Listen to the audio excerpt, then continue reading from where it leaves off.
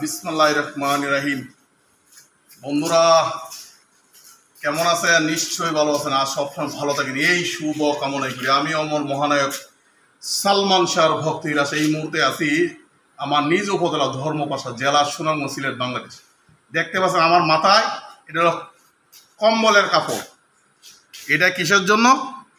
পাকঘরে দেওয়ার জন্য। পাকঘরে আগে কাগজ কম্বলের নিচে পলিথিন, এই প্রথম পাকঘরে কাগজ কম্বলের কাপড় আর পলিথিন দিব ইনশাআল্লাহ।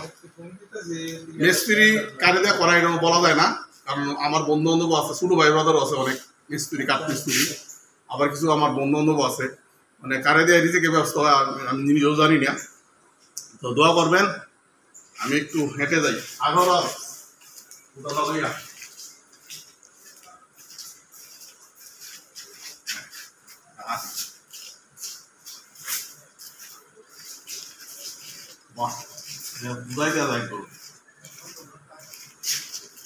ভালো থাকবেন বন্ধুরা।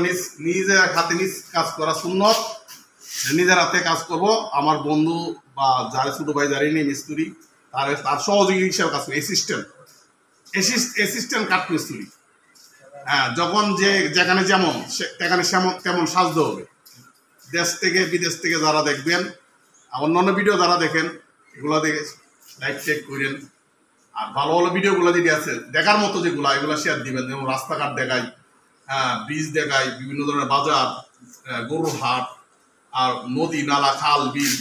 ঢাকা শহরে গেলে বসুন্ধরা সিটি, যমুনা ফিউচার পার্ক, ঢাকা শহরে আনাচে কি আছে, রোডে কোন রোডে গেলে কি পাবেন। ঢাকা শহরে গেলে আমি পুরো শহরটা ঘুরে ঘুরে দেখাই। বিশেষ করে আমার কারণ বাজারটা ভালো লাগে, রাজধানীর ব্যস্ততম এলাকা কারণ বাজার। কারণ পাশে আছে বসুন্ধরা সিটি, কারণ বাজার পাশে হলো এফডিসি, সাথে পাশে হলো মগবাজার, বাংলা মোটর, এদিকে হাতির ফুল, পাশে হলো নিউ মার্কেট, গাউসিয়া, ধানমন্ডি। এই এলাকাটাতে আমি প্রচুর ভিডিও করি, কারণ এই এলাকাতে প্রচুর বিচরণ আমার। ভালো থাকবেন বন্ধুরা। আসসালামু আলাইকুম রহমতুল্লাহ।